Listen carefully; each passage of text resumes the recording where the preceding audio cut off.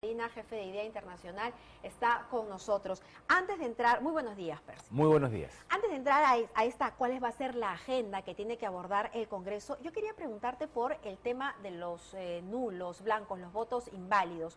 ¿Por qué? Porque en las últimas encuestas lo que se refleja es que prácticamente la mitad de la población electoral no tiene idea por quién votar o tiene toda la intención de viciar su voto. Pero hay una corriente de opinión que dice, no, tienes que votar por alguien, porque si no, este voto va a favorecer a tal candidato o a tal partido. ¿Eso es cierto? ¿Cuáles son los efectos, en todo caso, de viciar el voto? Lo ideal sería que el voto de cada quien sea un voto útil, es decir, que sirva para elegir a una persona que está sentada en el Congreso y representa al elector o electora. Eso es lo ideal, ¿no? Pero ¿cuál sería el efecto del voto nulo? El voto nulo tiene por lo menos dos efectos. En primer lugar, sobre la valla electoral, porque la valla electoral se calcula sobre los votos válidos. Entonces, si los votos nulos y blancos son muchos, la cantidad de votos válidos disminuye y por lo tanto pasar la valla es más fácil. Ajá. ¿No? Si por ejemplo tenemos 24 millones de electores, si es que votaran 20 millones de personas y los 20 millones de votos fueran válidos, la valla electoral sería 1 millón de votos. Pero eso podría ser... Pero si votaran válidamente solamente la mitad, ¿no es cierto? Y entonces la valla electoral se calculara sobre 10 millones de votos válidos, entonces la valla ya no sería 1 millón, sino sería 500.000. Entonces es más fácil pasar la valla si hay mayor número de votos nulos. Y eso podría ser positivo o negativo, depende desde el ángulo que se le vea, porque uno podría decir, entonces hay mayor representación. Sí, puede ser positivo o negativo, efectivamente, porque podrían adquirir representación algunos partidos que están en el límite, que actualmente tienen 4.8, 4.7, 4, ¿no? Y que con una valla un poco más baja convertirían su porcentaje en 5, 6 o lo que fuera. Bueno, es información para quienes están pensando votar viciado como manera de protesta ante la mediocre oferta electoral, y hay que decirlo porque es mediocre, lamentablemente. Pero bueno, ya estamos embarcados, ya estamos sobre el caballo, vienen las elecciones y en el mejor de los casos, ¿cuándo es que comienza ya a operar el Congreso de la República con mesa directiva y con las comisiones instaladas? Como esta es una elección extraordinaria, en realidad no hay un cronograma fijo y depende de qué pase en el proceso electoral. Es decir, la secuencia es la siguiente: se da la elección el 26, este domingo, se computan los resultados y una vez que la OMPE termine el cómputo, que esperamos que sea lo más pronto posible, entrega esta información al Jurado Nacional de Elecciones que proclama las candidaturas. Ajá. Pero ¿qué pasa si hay impugnaciones? ¿No? Si hay impugnaciones, entonces hay que seguir todo el procedimiento, ¿no?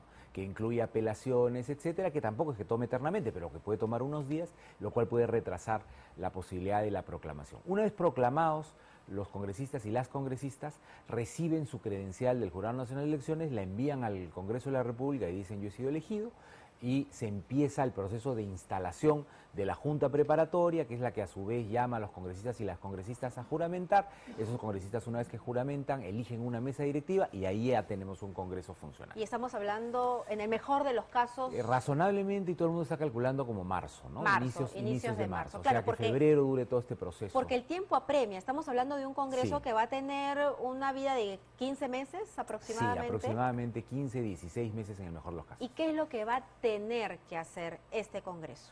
Bueno, es un Congreso de transición, ¿no? Porque es el Congreso que precede a el nuevo gobierno y el nuevo Congreso que se elegirán en tan solo un año, ¿no? En un año y poco vamos a elegir a un nuevo Congreso y a un nuevo presidente de la República o una nueva presidenta de la República, y lo ideal sería que este Congreso deje la casa lista, digamos, las normas electorales adecuadas, las normas... Terminar con la reforma política. Terminar con la reforma política, sacar las lecciones de este proceso también, ¿no? Que creo que tiene un montón de lecciones de las cuales podríamos aprender y tener reformas electorales y en la legislación de partidos. Sobre las inscripciones de candidatos, Inscripción por ejemplo, de candidatos, primarias, etcétera, ¿no? En fin, ahí hay mucho detalle sobre el que se podría conversar. Y luego la relación entre el Ejecutivo y el Legislativo, ¿no? Antes de llegar a ese punto, tan problemática. Antes de llegar a ese punto, yo sí te quería preguntar, porque lo que vemos es que más o menos el ciclo del Legislativo es en julio tienen que cambiar de mesa directiva. Entonces eligen una mesa directiva para cambiarla en julio. ¿Eso no retrasaría el trabajo? Por completo. ¿No deberían tener como una agenda inicial y que dure durante todos estos meses? O sea, ya es bastante malo que las mesas directivas en el Congreso se cambien anualmente, porque eso significa cambiar todo el proceso cada vez que hay un cambio de ese tipo. Yo creo que lo ideal es un acuerdo político en el que se diga, bueno, tenemos 15 meses por delante, será una sola mesa directiva, será un solo cuadro de comisiones, es decir, no habrá cambios al interior de las comisiones, incluso las presidencias de la comisión, ¿no? Porque si se va a elegir, por ejemplo, presidentes o presidentas de comisión de aquí a julio, en julio se vuelve a elegir una mesa directiva y se vuelve a elegir presidencias de comisión, es como partir el trabajo ya de un periodo relativamente corto y boicotear de alguna manera las posibilidades de hacer cosas en ese Congreso, ¿no? Bueno, ojalá que piensen también en eso los nuevos congresistas. Y tú tocabas el tema de las relaciones ejecutivo-legislativo. Y en ese sentido, el primer ministro hace unos días hablaba sobre los decretos de urgencia, ¿no? Que ellos habían ya publicado y que está revisando la comisión permanente y cuyos informes van a pasar al Congreso de la República. Hay algunas críticas respecto a esos decretos de urgencia, pero el primer ministro dijo, bueno, si no lo aprueban, entonces presentaremos un voto de confianza. Nuevamente vamos a entrar a ese círculo vicioso. Sería terrible, ¿no? Yo creo que sería terrible. Quizá es simplemente algo que se dijo en general, pero en primer lugar habrá que ver al final del proceso cuántos decretos hay, en qué consisten. Yo estoy segurísimo que la mayoría efectivamente van a simplemente ser ratificados y van a pasar. Quizá haya dudas en relación con algunos y en algunos casos la duda principal no es en cuanto al contenido, sino acerca de la urgencia. Era urgente darlo en ese momento y la forma muchas veces de resolver eso es decir, bueno, ese decreto se deroga pero lo convertimos inmediatamente en ley. Hay un acuerdo para que el Congreso asuma el texto tal cual, quizá con algunos ajustes, y lo convierta en ley. ¿Cómo pronosticas tú que será esta relación? Porque también el presidente Vizcarra tiene un asunto pendiente con el tema de la inmunidad parlamentaria. De hecho, en un momento él lo manifestó.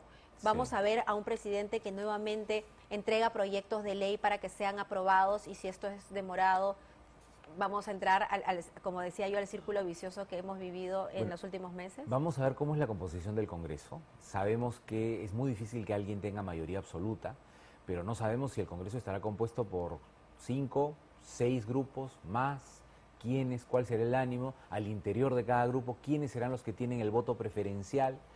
Y yo creo que eso va a ser muy determinante para saber también cuál es el ánimo del legislativo en relación con el ejecutivo. Pero que se tienen que poner de acuerdo me parece fundamental. Estamos entrando en una dimensión desconocida. Además, hay que tener en cuenta que el Congreso no se puede disolver en el último año. Así es. Así que pensar en que la salida puede ser otra disolución también es una cosa de locos. Es un absurdo, ¿no? Pero lo que queremos es un trabajo en conjunto, ¿no? Y constructivo. Sin duda, y ponerse de acuerdo, y la gente también está muy cansada de que el ruido, digamos, se instale en vez de el diálogo, la posibilidad de llegar a algunos acuerdos básicos. Muchas gracias, Percy, por estar acá. Era Percy Medina, jefe de IDEA Internacional. Son las 8:45, nos vamos